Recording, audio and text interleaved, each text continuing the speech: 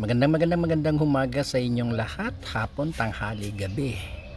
Ayan po, nagbibilad tayo ng palay, binibilad natin ang ating palay. Ayan, binabaligtad na po natin. Ganyan lang po ang pagbibilad ng palay. Napakahirap ng buhay ng mga magsasaka. Nahani na nila, kailangan pang ibilad. Pag hindi binilad, masisira lang pag hindi natuyo. Pag natuyo na, ready to mill na yan, and then pwede mo nang ipagbili, ibenta.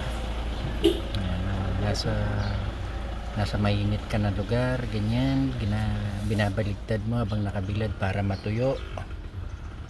Ayan po, sakripisyo talaga ang buhay ng mga magsasaka. Ayan. Itong binilad po ito na mga konti lang to, nasa 8 kaban lang to. Ayan, kinukuha na ng kaibigan ko yung itong pang baligtad ng palay para matuyo. Siya na daw yung siya na daw ang yan po. Ayan po si Eduardo Sabino. Sa totoo lang po, sa kanya itong binibilad, hindi naman sa akin. Kumbaga binidyo ko lang kung paano magbilad ng palay. Ayan o, gwapong lalaki yan. Masigipag sa bukid. Ayan po tayo, napakapangit natin. Ayan po. Talagang mahirap ang buhay ng magsasaka.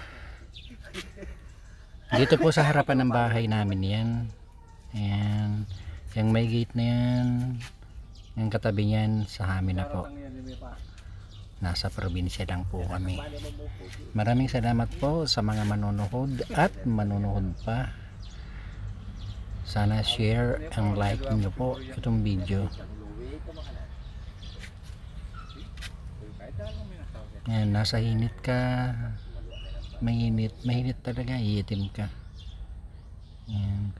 Kumbaga po, binidyo ko lang kung paano magbilad ng palay para alam niyo pa kung paano magbilad yan. Alam niyo po, makita niyo kung gaano kahirap ang buhay ng mga magsasaka. Tapos ang palay pa napakamura, ang laki-laki ng gastos. Tapos pag inani mo na, mura ang benta, mura nilang binibili ang palay. Pero pag ikaw ang bumili ng bigas, napakamahal.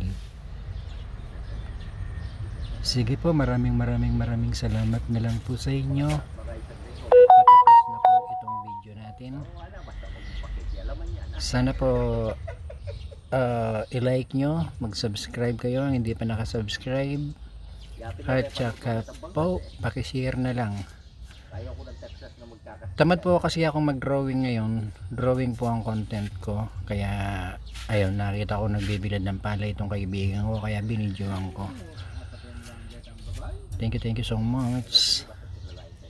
Maraming salamat sa inyong lahat dyan.